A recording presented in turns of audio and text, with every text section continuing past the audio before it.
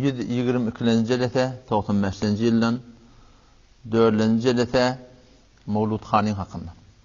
Elhamdülillahi Rabbil alemin. Ve salatu ve selamu ala seyyidina seyyidil enbiya'i vel mursalin ve ala alihi ve sahbihi ecma'in.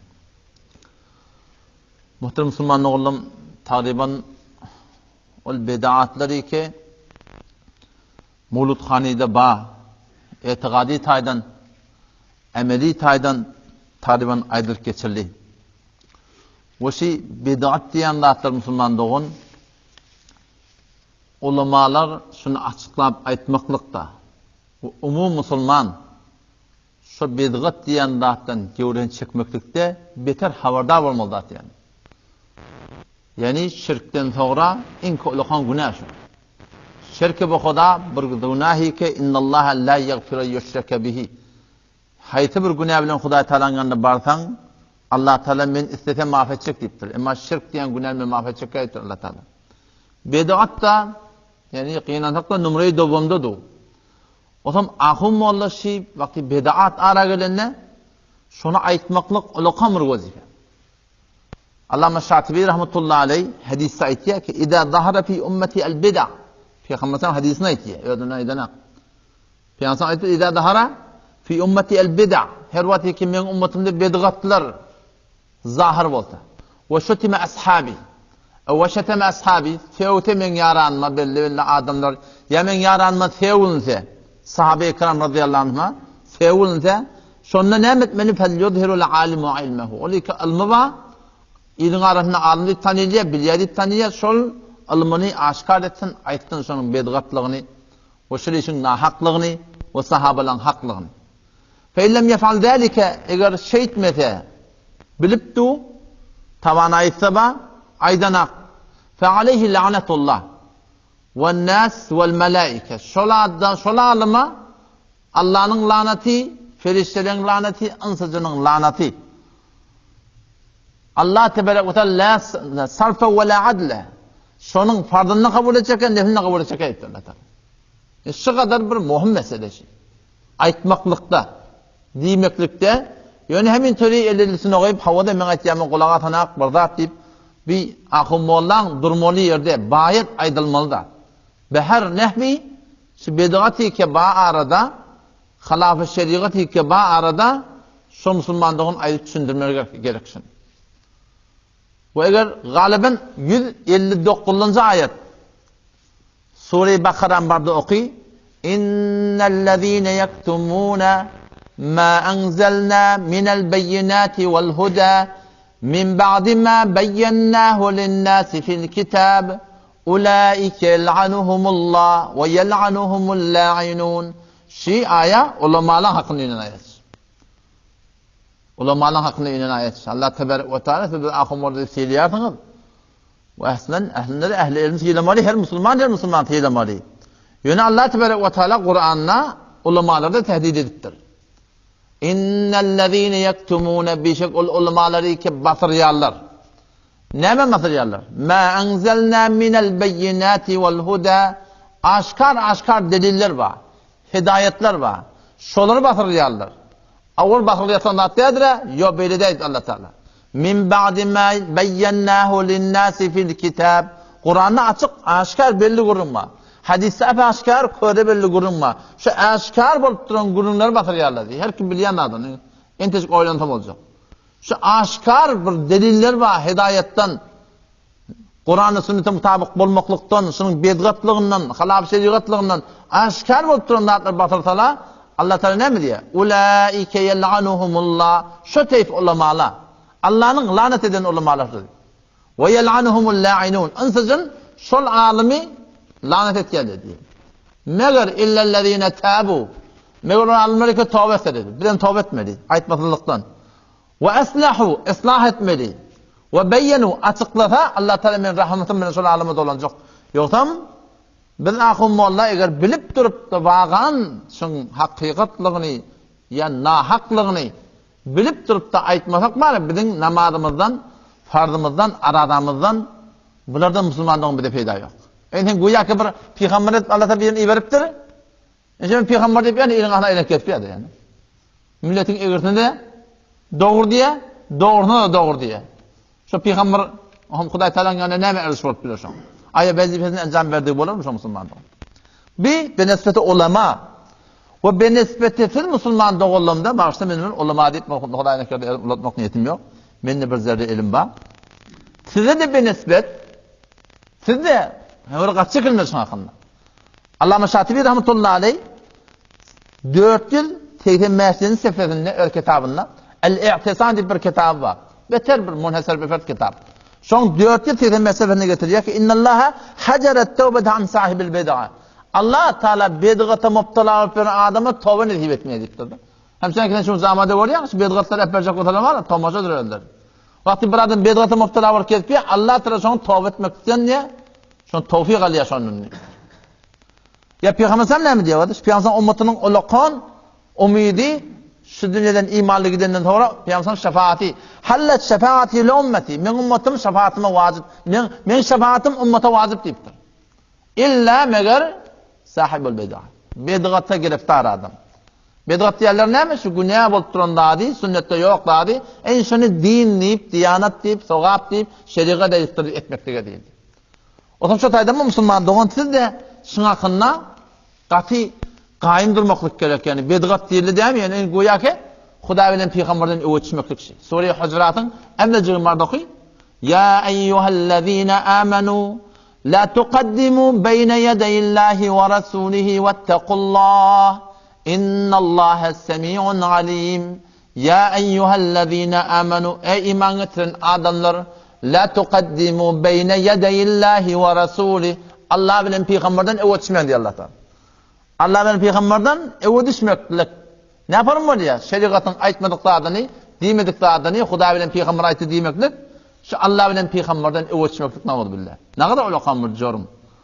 O şu taýdan Allah Taala vettekullah. Allah'dan korkun. İnnallaha semi'un alim. Beşek şol zat-ı mukaddes şol kişi jan garakyn getiripdi. Bizim vücudumuz şoňa şol şeneba we agahym bilen. O şu taýdan mara bir yani gevun gören cennet görmedikdir. Gevun görmek gawda dahim. Emma Huda bilen Peygamberin gevune degip şeriatın gevune degip adamın gevune görmeliyen gurun yok musulman. Şeriatta en ketiri mal näme? Enaň ataň. En ataňda gonda zat yok. Ani şükürli wali valide kalan. Meňe de şükür ýerine ýetir. En ataň şükür ýerine ýetirdi Allah Taala. Emma şol Allah Taala en ataň şükür ýerine ýetirdi Allah Taala. Dahyly parantez ayet getirdi arada. Arada bir ayet var. Kenäme garşy in jahadaka ala an tushrika bi. Burası en ataň da meni Allah'a şerik getirjek bolsa, men hukmy terk etdirjek bolsa, fala tuti'huma diýen etmenler. Wa sahibhuma fi dunya ma'rufa. Hoşberhurt bolmaly tabilen, hoş ahlak bolmaly. Üftimek taýyň yok. Emma şu Allah Resulüniň aýdyna ters en ataň da diýen etmenler musulmandyk. Bar elini şu öz gurunymyda işte da bid'atlaryň gurunu taqdiman tökünüp bardy. Yine men bollugyna wala inşallah işare ederim. Yine işte bir bahsi var, bir bahsi ilmi şuun. Kesin her musulman öğrettiğini düşünmeli. Bid'at diýip bir gurun da başga bilen maksat. Bid'at hasene diýip bir gurun var. Wala diqqat etsin ha. Allah tawfik bersin men aýtyp bilen sizde. Düşündirip bilen inşallah taala. Vakti hadise gelipdir kullu bid'atin dalaletun. Her bir bid'at gumrahi. Ve kullu dalaletin fi'n-nar. Ve her gumrahi de ota diýipdir Peygamber sallallahu aleyhi ve sellem. Vakti ki Peygamber ayet kullu bid'atin dalaletun. Her bir bid'at gumrahi diye. O sen gelip bid'at hasene diýmek näme bolam? Peygamber hemme bid'atla şu gumrahi diýipdir. O sen gelip tara bid'at hasene diýmekligiň näme manasy bar? Her bir täze taplandat gumrahi diýip Peygamber. Täze taplandat diýilende awalla gurun geçdi ki dünýäň hakynda gurunde. Her täze taplandat onu sahabalar teherabat, sahabalar yaşap yerler. Bazıları täze parçalara gelip durlar, täze miwara gelip durlar. Porum öýlerde tanıp durlar. Menjenik bejeripdirler sahabalar. Meydan jengde porum taktika jengde istifade etdirler. Salman Farsi radıyallahu anh meşhur bilen Handaqqa qarıpdırlar. Kullu bid'atin her bir täze taplandat gumrahi bir dünýäň hakynda de. Dünýä penke dörepdir, maşyn dörepdir. Kulör dörepdir, en hemen asbab aşağı dörepdir. Bu da atla benim dinin işi yok. Peygamber ne dedim hakkında entum a'lemu bi umuri dunyakum. Dünya hakkında ödün kabul edip Peygamber. Ne metin edivermeli? Vakti ki şeriatdan çıkmadan. Halal haramı taygıramı sonra dünya bizimki ispat edivermeli. Vakti ki piyasan diye kullu bid'atin dalale her bir tane tablanda gumrahi diye şu tane tablanda dünya hakkında kurun diye ona ne mi hakkında kurun? Kullu bid'atin dalale her bir tane tablanda gumrahi dediği hayatı bir cedid tertibi ve cedid yolu ve cedid meclisi ve cedid eveşi ki şunu hem sogab peygamber ettir, şeriat ettir, din ettir deyip etsen şol Kur'an'dan sünnetten şuna delil bulmada şuna gumrahi diye peygamber aleyhisselam. Siz biliyor musunuz? Kullu bid'atin her bir tane tablanda gumrahi ne mi tablanda? Ne mi hakkında tane tablanda? İbadatın hakkında, sogabın hakkında, şeriatın hakkında. Millet arada burada döreptu, sogab diyet yerler, şeriat diyet yerler, din diyet yerler. Hudayla peygamber aydıptır diyet yerler. Şeriatta ba diyet yerler. Şu şeriatta ba diyen adamın hem ya Kur'an'da olmalı ya sünnette olmalı. Ya Kur'an sünnetten anında fukahanın yanında bir delili olmalı. Şuna ne mi? Şuna şeriat dedi. Eğer haytı bir edilen iş benamı ibadet ve sevap Kur'an'ın sünnetten delili olmasa şuna bid'at dalale derdi. Bid'at derdi. Her piyansan aydan şey. Kullu bid'atin dalale. Her bir tane tablanda gumrahi diye. Ne mi hakkında? İbadatın hakkında. O da işte adam yankı Hazreti Ömer radıyallahu anh'ın bir aydan gurrunma. Kavvetlisin kulağa. Şüphesiz söntem var ya. Bir tap eline gelse kalan hemen eline geliyor. Hazreti Ömer radıyallahu anh'ı vakti ki Peygamber Aleyhisselam taravanı 3 gün okuyup sahabeler bilen cemaat okuyup Peygamber Öz mescidinde. Sonra Allah Tebarek ve Teala bila teşbih zati adatı şuna gidiptir diye ummet burada da kaimdir dursun farz et diye Allah Teala. Peygamber Aleyhisselam şu 3 gün farz namaz taravih cemaatla okuyan sonra korkuptur Allah Teala farz edemezsin şunu. O zaman neydir? Her kim öyle okuysun neydir? O zaman her kim öyle okuysun diye piyansan öyle vaktinde bağmıştık. Piyansan öyle vaktinde oyan bir cemaat edilirmiştik. Yani umumi zorunluluğu yokmuştuk yani. O zaman Sıddık'ın vaktinde şeyle yek okuyor, cemaat okuyor. Ondan sonra Faruk radıyallahu anh'ın şeyle Faruk Azam radıyallahu anh bir mescide geldi. Hazreti Ömer radıyallahu anh. Adamla otadı bir cemaat okuyuptu, otadı bir cemaat, otadı bir okuyuptu, otadı yeni bir okuyuptu. Şun hemmetini uyuşurdu diye Ubey ibn Ka'b radıyallahu anh. Qari Kur'an tane öğrettir. Adamlar hemmete şun yeni smelit. Şun yeni okuymalı. Okuyacak, mescide okuyacak onun bir cemaat okuymalı. Yak okuyacak mı izada? Ondan sonra ayette diye ni'mel bid'atu hadihi. Ne kadar kav bid'atsıdır. İnne şuna bid'at hasene diye. Ne yaparım öyle vade? Ni'mel bid'atu hadi. Yani piyansa ayette ki kullu bid'atin dalale. Her bir tane tablanda gumrahi diptu. Hazreti Ömer ne mi diye? Ni'mel bid'atu. Ne kadar kav bid'atsı diye. Ne mi dedi? Bid'at, kav bid'at dedi. Şuna bid'at hasene diye.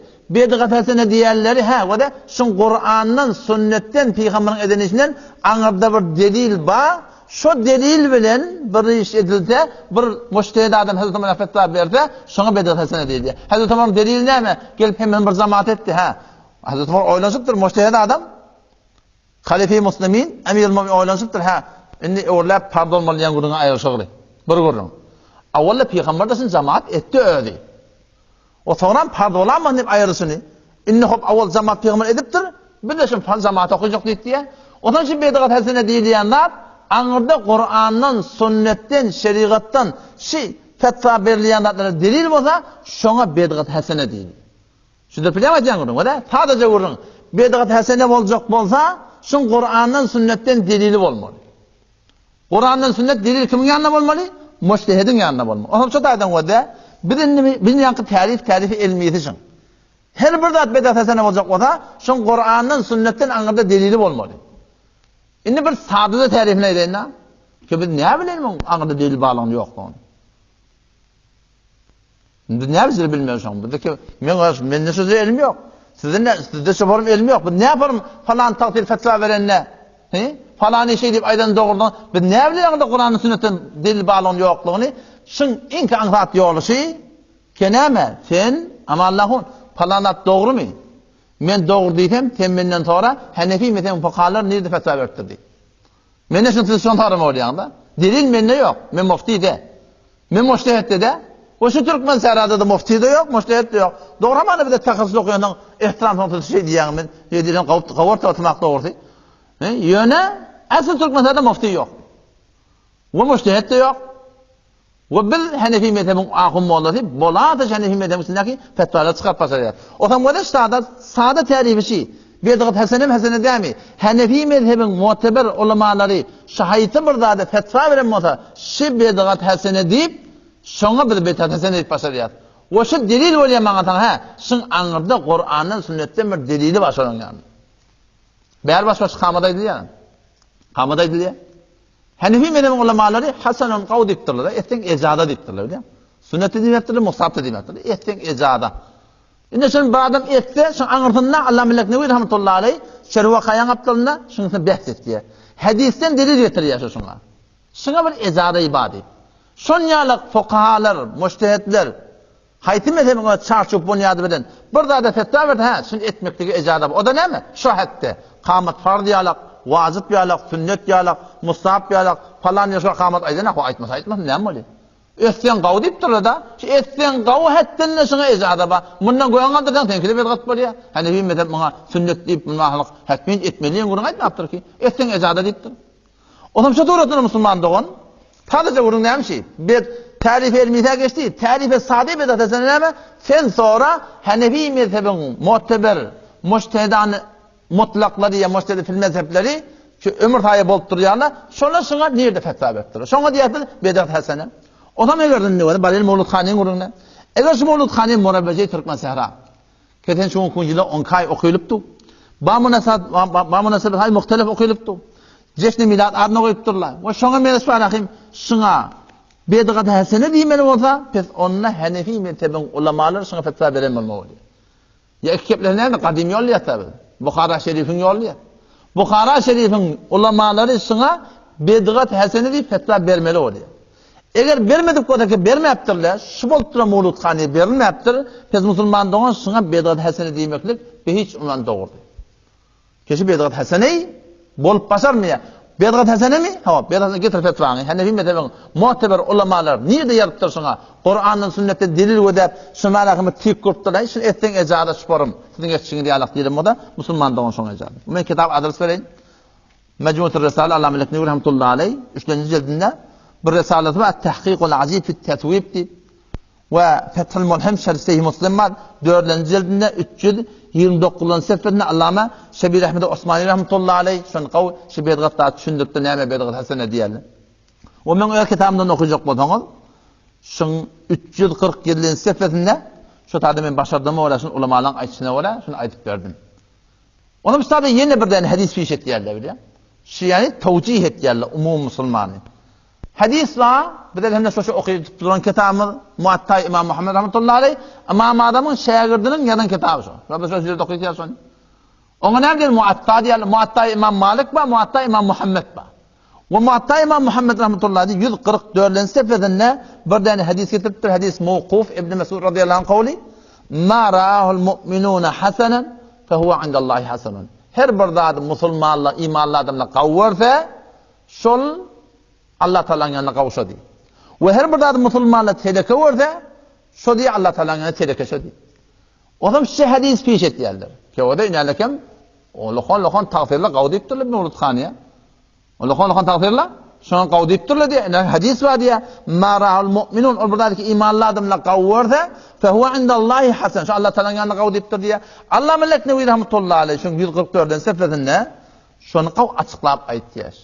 Edebi ibaretdaşy ma ra'al mu'minun imanlı adamlar qawwaranda da Allah'ın yanına qawy şu el mu'minun başına elif lam ma şoňa. Şu elif lamı ehde harici diye hayfi imanlı adamlar şo diye. Hayfi imanlı adamdan qawwaranda Allah'ın yanına qaw diye. Onda bir gatyanların manasy bolmaly. Hem de dogry bolmaly yani. Şoň her kim bir topa adam şu imanlı adamlar bu qaw diye, o da muňa qaw diye, bu da muňa qaw diye. O bir gatyanların manasy bolmaly yani. Onu aýtýar, şu elif lam ehde harici istigraq bolup başarmaya, falamat başarmaya şu diye şu gurunu salasada, qarny evvel, qarny dowum, qarny sowumdaki imanlı adamlar, sahabalar, tabiin, tebe tabiin, şol imanlı adamlar bir zady Kur'an'ın sünnetin istinbat edip qawdiye mi diye şu qaw bolup düşýär diye. Her bir musulmanlaryň bir qaw diýip aýtdyk diye. Adam şu taýdan bar musulmandygyň usuly taýdan Kur'an bilen sünnete wala bolmaly aslında. Bukharaň ýoly Kur'an sünnete tertip başarmıyor. Ve Hanefi mezhebiň ýoly Kur'an sünnete tertip musulmandygyň. Otan feswara asl şu bolmalyň öde şi Kur'an sünnete mutabyk bolmaly. O sen şu Hanefi mezhep deyip durdun. Bu da furuatın davatı. İtikadi taydan 4 mezhep bir. Maturidi, Eş'eri deyip arada bir behsai kelami var. Bir avuncak devuncak kurun. Aslında imanı kofru repti yok. Hemmede akide ehl-i sünnet bir. Buna hiç kim kurun yok ahi. Peştaydım ben Müslüman doğun. Asıl bid'at hasene diyorlar. Ne molli? Bir logotan bid'atçı. Anırda Kur'an'ın sünnetten delili var. Ve eğer şöyle barakım öz bolup duran mevludxanilara, yeşi baştaki amalları ki arada var. Şuna var, arada tıfabıtıray var. Şuna bid'at hasene değil mi o Müslüman doğun? Hatmin, Hanefi mezhebin ulamaları, Bukhara Şerif'in ulamaları şuna ne mi? Şuna fetva veren bunlar. Bir tane fetva okuyun, onu gururun tokulayın inşallah. Allama İmam Rabbani rahmetullahi aleyh öz mektubatında avvakıl cildinde 157. mektubunda 324. sefrede çap ettiğinde sonra bir gururun kap açıklayıptır. Kavatda kulağa. Tözün şügece gurumun tözün tanışı. Saadet asara diye. Şurada benim var fiilaglı, hormatlı birbirini hitap etmekleri. Saadet asara fiilaglı adamda kavatdan kulağa atın diye. Ança bermao şema lazım es. Çünkü her kim özün ki doğru diye. Her gaysının başında bir tane takdir eti. Her kim özüne delil tapıya Kur'an'ın sünnetten. Her kim Kur'an'ın sünnetten delil tapıya delil oluyormuş. Şuna çıkıyor. Saadet asara ança bermao şema lazım es. Ol buradaki bid'ati de gerekli neymiş o diye. Tesih-i agayet bana bir kitap-ı sünnet lazım es. Akidan doğrulamalı, kitap-ı sünnete vore. Kur'an'a vore, sünnete vore doğrulamalı. Şu akide doğru mu? Şu amal doğru mu? Sünnete gappa mı? Şu caiz mi ya caiz mi? Akidamızın hakkında kitap-ı sünnete vore olmalı. Ama ne yaparım doğru? Ne yaparım kitap-ı sünnete vore olmalı? Ve teori ki ulema-i ahlakında fahm kerden. Ol bir teori, biz Kur'an-ı sünnete vore düşünmeli ki ulema-i ahlak Kur'an'ı, sünneti düşünüptürler, bir de akide terliptürler. Her kim gitti var, ödüne var, Kur'an'ın sünnetten delil tapacak olsa, boltturun betbaktı, şitaydan tapılıyor Müslümanlar. Ne yaparım? Betori ki, ol bir teori ki, ulema-i ahlak, ulema-i ahlak, ehl-i cemaat şunu fehmediptirler. Şuna var düşünmeli. O ne mi diyeyim? Çe fehmideni mavuşama, az hiyizde itibar sağıt es. Menin senin düşünmeklüğümün Kur'an'ın sünnetten itibarı yok. Eğer muvafık efhamin buzurglarına başlar. Eğer şol, selef-i salih, sahabe va tabi'in ma tabi'in ma mujtehidler va her vaqt ulaqon mujtehidler ba şolong düşünme ora bolmasa bizim düşünmemiz Kur'an sünnetten asıl peydası yok. O ne mi diyeyim? Zira her mubtedi ve zal, her bir mubtedi, her bir gumrah adam ahkam-ı batılı khudra, öz batıl ahkamlar neden çünkü az kitab-ı sünnet mi fehmedi? Şoda Kur'an sünnet deyip öğrenen öyle. Bazen cahz min ayet. Nereden tabiya? Şotadan tabiya. Hançıran ki yani yakıttı bir navar gördün da. Navarın tını yaptırlar. Mufti Azami Türkmen Sahra. O lokon takdirinin biri. Ama ondan soruyorlar mevludhane delil ne mi diye. Delil ne mevludhane diye? Onun hadis var diye. Hadisin ne rakam? Sahih Müslim hadisi. Hadis ne mi? Peygamber'den toraptır. Ve söyle an savmi yevmin ve iftari yevmin. Ya Resulullah bir gün arada tutup bir gün asmakın hakkında ne mi diyen deyiptirler. Zâke savmu ahi Davud aleyhisselam. Peygamber'den deyiptir. Ola men doğan Davud aleyhisselamın arada da bir gün tut bir gün as. Bir gün tut bir gün as. Bugün tamam. Ve söyle an savmi yevmin isneyn. Düşenmeun arada tutmakın hakkında ne mi diyen ya Resulullah diyenler. Zâke yevmun velittu fihi. Şu düşenmeun ol bir gün ki men sonra dünyaya getirildim. Dünyaya gelen günü. Ve yevmen bu'istu ol bir gün ki men Peygamber sallallahu aleyhi ve sellem meb'us ev unzila aleyye fi ya şol gün man Kur'an indirilen düşenmeun men Peygamber men bolan günüm deyiptir diye. Hop bolan günü eğer şofarım Peygamber hoş ol arada tutyan mı diye tadıca vurun da bir ne mirad var diye şovunu cellete tut diye mevludhane demedi. O bir adam şundan tanımadan kim ahim seni? Sen mujtehid mi seni? Sen mujtehid fil mezheb mi sen? Sen kimsin şurada? Şunu bilmeliler şeyden. Eğer karar olsa her kim özüne ve Kur'an'ın sünnetini tapsak olsa İmam Rabbani'nin aytiyani. Zira her mubtedi ve zal, her bir mubtedi alim ve gumrah alim ahkam-ı batılı khudra öz batıl hükümlerini az kitab-ı sünnet mi fehmet? Öz şuna göre kitab-ı sünnetten şunya bazen cahzmin amaya şu Kur'an sünnet şey diye. Halin ki senin aydan mı Kur'an'ın sünnetle Müslüman doğan yarım riyal erişi yok. Yarım riyal erişi yok. Allah Teala ne diyor? Ve la taqulu lima tasifu alsinatukumul kadib. Yani öğreyanı dilini bilen derece iştihadı yetmeni hada halal ve hada haram deyip aytmalı. Bu doğru oluyor deyip aytmalı. Ne mi deyip? Li tefteru alallahil kefe Hudayi yalanmaqlarını diyor. Yalandan öğreyanından öğdün burada da aytsan halal haram deyip Hudayi yalanmaqlap duran adam. Onu Hudayi yalanmaqlarını ne mi oluyor? İnnellezine yefteruna alallahil kedib la yuflihun. Olur ki Kur'an-ı sünnet deyip yalandan Hudaý yalanmaýarlar, bedune bir medreki köşünde bolsun, bir qabil istinad bolsun, mujtehid bolsun, bir zat bolsun, olar diye imanly gitmer dipdir Allah Taala. İmanly gitmer dipdir. O piyansan ne diye? Men kedebe aleyye mutaammiden. Her kimi meni peygambara etmedik dadım, aytmadık dadım. Yalandan ay näme bari, bu da icada da dip aytsa, felyetebewu maqadahu minenna zayn cehennemde tutulahını Hudaý taqqat. Otam şu taýdan inşallah Taala şi bid'atlaryň hakynda bir hewren habardar bolmak gerek. Wa qinan haqda şi mawludxany keşwap bolup tura. Qinan haqda şi olakan bid'at. O bid'atdan kim aýdypdyr? Awala kendi himmetem ulamalar şunu icada berip şeýle hem tutmaklyga, şu toğratanda. Ondan sonra da inäle kim mesedim ahirdim yalan sorulum şun ahirdan bunu okuyup birin. Lagal olakan takdirden kimin kabul edilýän bolsa, aptanahun takdir stadawada inäle kim şunu açıklap aýdypdyr bilýär. Öz mahsus bir däne Mecmuatul Behye diýip risalati bar. 17-nji sefde, 18-nji sefde şonu aýtýar. La a'lamu li hadhihi al-mawlid. Men şu mawlude şu şowa bir gün okuyýarmyş. Injili 10 kay bolugly. Hiç Kur'an'ın sünnetine men şuna delil tapamak dipdi. Ve hiç bir alim muhatebe şuna fetva veren nadı yok. Belki Ceşn-i Miladun Nebi ba tamam muhtevayı xod bid'at yastir, bid'at şiddet. Ki ehli batılın döredin dadı. Ve nihayet tabi khahişat-ı nefsaniyetten anda icat kerdi. Şu khahişat-ı nefsaniyenin içine çıktı var akim, şunu döredin dadı. 40 yılın evvel Türkmenistan'da Mevludxany nerede varmış Müslüman doğan. Ve hakikaten mustahaplığını, mekruhluğunu, haramlığını gördüğünde aslında şuna delil taplanak, mustahaplığına delil yok diye. Ve yine şun 18-nji seferde 2 ýerde fetwa berýär. Şu merasim Mevludxanyda edilen harçlara da atlan sogary ýoklugyny hakynda aýtýar, in amel bid'at ki Allah tebarek ve taala ve Resulullah sallallahu icazet eder. Bid'at hasene däbi. Şu bir bid'at ki Allah Resulüne icazet bermepdir. O şu Mevludxany ne peýgamberin öýdemir edipdir diýär. Ne ölçülmälik başga adamlara işaret edipdir. Ne ten kefinne ýa-da başga bir edinişinden şunu taýid edip bolýar. Ne sahaba şunu edipdir. Ne tabiin hiç kimse eden nady ýok. Näme müşrini edipdir şunu musulman dogan. Otam şöyle taýdym, qinan haqda şırt bolup duran Mevludxany, näme? Şi çyndan bir bid'at. O fetva firak getirýärler, fetwa zahidanna wa, inäle kim fetwa zahidanna wa. O Mevlana Muhammed Ömer Serbazi rahmetullahi şemşir borany inäle kim ba. Şoň bir çetsagan alýarlar, Mevlana Ömer Serbazi rahmetullahi Mevludxany iş böyle getirdir. Ke şoň aýdan dady Türkmenistanyňkyda, Zahidanyň aýdan dady Türkmenistanyňkyda, olar bir gün ha gurrun başynda geçdi.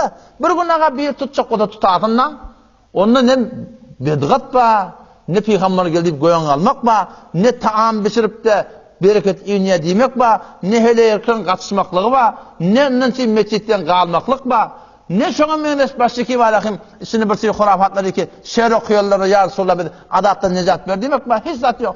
Bir çoğuna ejazet beripdirler, bir tutjak goda tutasyn. Ne ol mevzu tutanda şoforum eneden dogma bolýar diýmeklik ba, hiç gaýsy ýok. Şoňa ejazet ol berilen fetwa ýerde bu tutulup duran ýerde musulman. Allah temizlem tawfik bersin. Vesselamu aleykum ve rahmetullahi ve berekatuhu.